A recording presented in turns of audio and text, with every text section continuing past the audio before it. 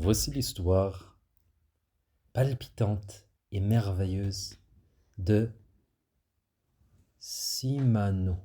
Cimano, le chevalier errant, qui cherche un village depuis des jours. Il est sur son âne, car il n'a pas trouvé ni de mule, ni de cheval, ni d'étalon. Il n'a trouvé qu'un vieil âne qui traînait la patte près d'un puits. Il avait soif. Et Cimano, le chevalier errant, l'a vu, la langue pendante, à manger la terre. Et il s'est arrêté. Et il s'est dit, oh vieil âne, tu m'as l'air à avoir très soif. L'âne sembla hocher de la tête, comme s'il disait, oui, cela fait des jours que j'ai soif et que je tourne autour de ce puits. Mais il n'a pas plu, et l'eau est trop profonde. Et me verrais-tu plonger dans ce trou pour m'y noyer? Je ne sais même pas nager.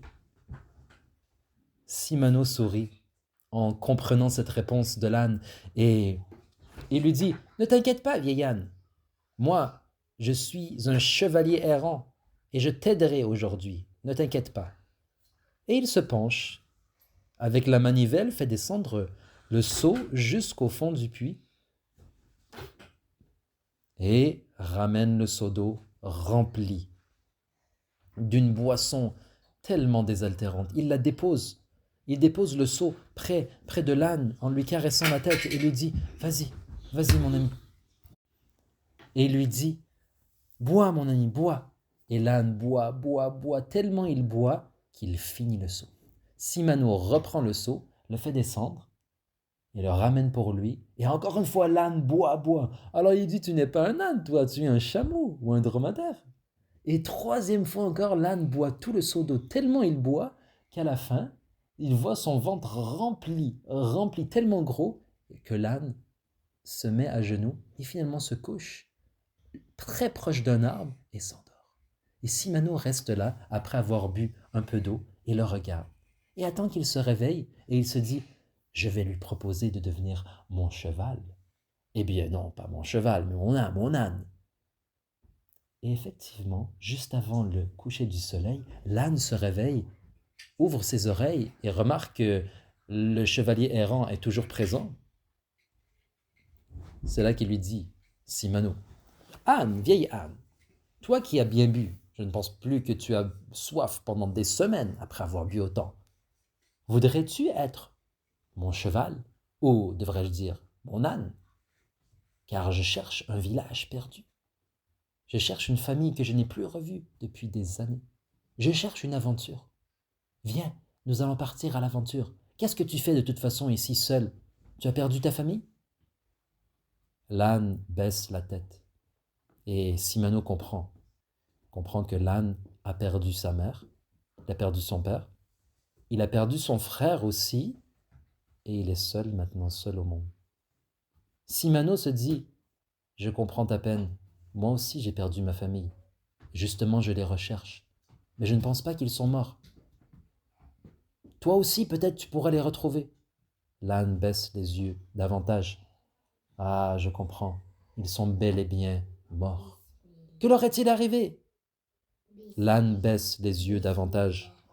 Et Cimano semble voir une larme couler de ses yeux. Ou alors c'est de l'eau qui coule de son front. Mais Cimano comprend que l'âne ne veut pas en parler, ce qui est arrivé à sa famille. Mais il voit l'âne se remettre debout, et il semble bien fringant, il semble prêt à l'aventure. Cimano s'approche de lui, lui caresse la tête et lui dit « Puis-je » L'âne hoche de la tête. Cimano monte sur son dos, et les voilà partis. Sur un chemin rocailleux, ils marchent, et ils s'en vont bon train, à la recherche vous savez, à la recherche d'un village. Cimano marche, et au bout du chemin voit quelque chose passer très rapidement. C'est une forme noire, mais non, c'est une forme noire et orange. Est-ce un tigre? Attention, Anne. Comment puis-je t'appeler? Je vais t'appeler l'âne ailé. L'âne ailé, oui, car tu voles et tu cours et tu es plus rapide qu'un cheval et tu es plus habile qu'un aigle. Oui, tu es l'âne ailé.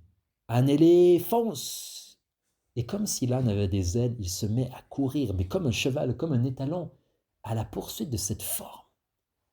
En tournant à droite, entre des arbres, il se met à zigzaguer, à se faufiler. Et tout d'un coup, il voit au loin une forme, effectivement, à quatre pattes qui court. Elle est de couleur noire, mais ses pattes sont oranges. C'est donc une forme noire et orange. Mais ce n'est pas un tigre, car les tigres sont rayés. Et cette forme est plutôt noire, mais ses pattes sont oranges. Mais Simano crie à son âne, « Âne ailé, plus vite, envole-toi !» Mais l'âne, maladroit par contre qu'il est, s'embourbe les pieds dans une racine et tombe à plat ventre. Simano vole dans les airs et en volant se pense devenu un aigle. Et il se met à battre des mains, mais non, cela ne l'empêche pas de retomber sur le sol. Mais en retombant sur le sol, il se met à faire des culbutes et à rouler dans la boue. Il se transforme en un homme boueux. Mais tellement sa chute fut prodigieuse, tellement ses roulades furent rapides, il rattrape la forme noire et orange et finit par lui mettre la main au pied et l'arrête d'un coup sec. Mais la forme est très forte, la silhouette est très forte et le tire à travers la forêt. Et l'âne ailé, au loin, est resté à plat ventre. Simano qui l'appelle, « Suis-moi, rejoins-moi !» T'as eu mal? Simano serre le pied, serre la patte, serre la jambe de cette forme et finalement agrippe sa deuxième main sur une autre jambe et finalement la forme doit s'arrêter dans sa course et Simano alors se met dans un combat car la forme a décidé de combattre et de ne plus fuir et les voilà en train de combattre et de se battre. Simano remarque que ce n'est pas des pattes mais ce sont des mains et ce sont des pieds. Simano remarque que ce qui était noir, en fait, est une cape, et ce qui était orange sont des bottes et des mains qui sont tachées, des mains qui sont toutes oranges et jaunes, comme si des mains avaient trempé dans du curcuma. Et en se battant, Simano remarque des dents et remarque un visage qui le regarde. Et alors il lui dit, « Hé, pourquoi on se bat ?» C'est vrai, la forme s'arrête, les deux se relèvent et se regardent, Simano debout, et la forme toujours à quatre pattes. Simano le voit et lui dit, « Mais tu es un homme comme moi, lève-toi, qu'est-ce que tu fais à quatre pattes ?» La forme se lève debout sur ses deux jambes oranges, sur ses deux bottes oranges. « Tu es un homme, tu peux parler. Je m'appelle Simano et je suis un chevalier errant. Et tout là-bas, c'est l'âne ailé qui est tombé.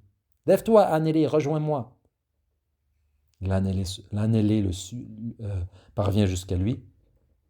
Et Simano, aussi grand que la forme, remarque que c'est un homme avec une petite moustache noire, des yeux bridés, un casque, une cape noire, un semblant d'armure.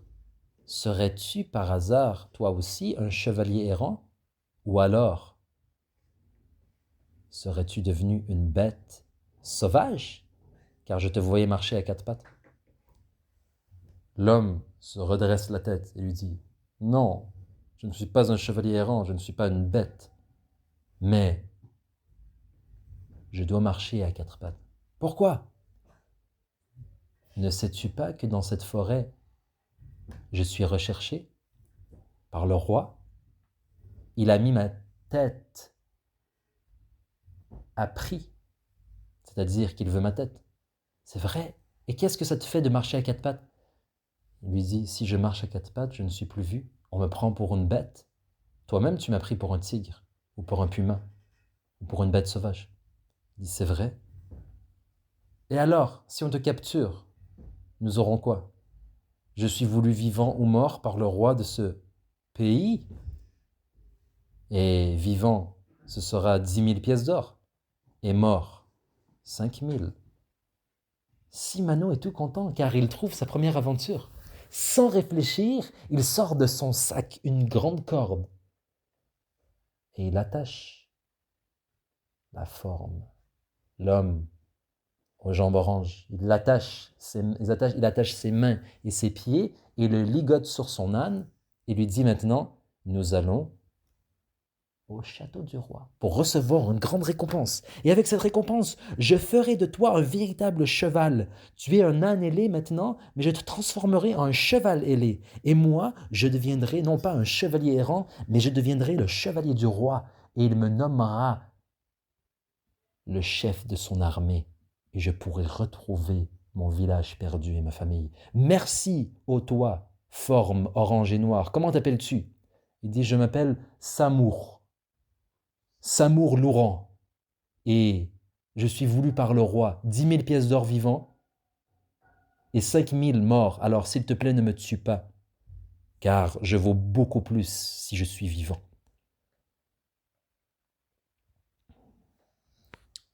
Simano lui dit, ne t'inquiète pas, j'ai bien fait les mathématiques et j'ai réussi à l'école. Je sais que 10 000 vaut plus que 5 000. Je ne te tuerai pas, ne t'inquiète pas.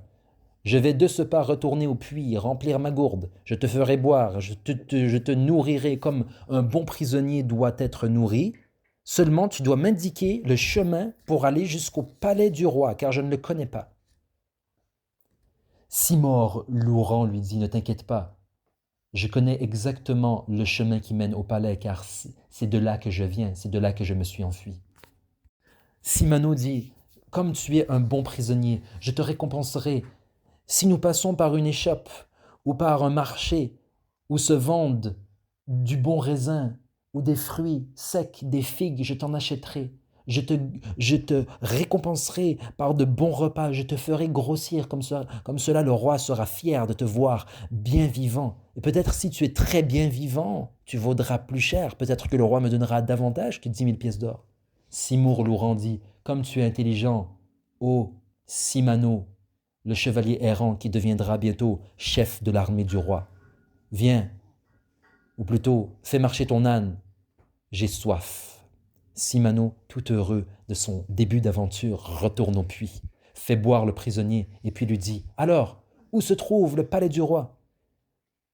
Simour Louran lui dit, « S'il te plaît, simplement, remets-moi droit sur cet âne ailé, car ma tête est tout en bas et ma tête est dans un endroit où ça ne sent pas très bon. S'il te plaît, redresse-moi. » Alors, Simano relève Simour Louran, le met tout droit et marche à ses côtés. Il lui dit, « Ainsi tu seras encore bien reposé, je marcherai près de mon âne. Maintenant, dis-moi où se trouve le palais de notre roi. » Il faut que tu marches tout droit à l'endroit où tu m'as trouvé. Sur le chemin, il te faudra encore marcher pendant 3 jours. C'est de là que je viens, ne t'inquiète pas. Je te donnerai les meilleures des indications. Ainsi tu pourras récolter tes merveilleuses pièces d'or. J'ai bien hâte de cela. Seulement j'ai un souci. Oui, quel est ton souci, ô Simano, le chevalier errant?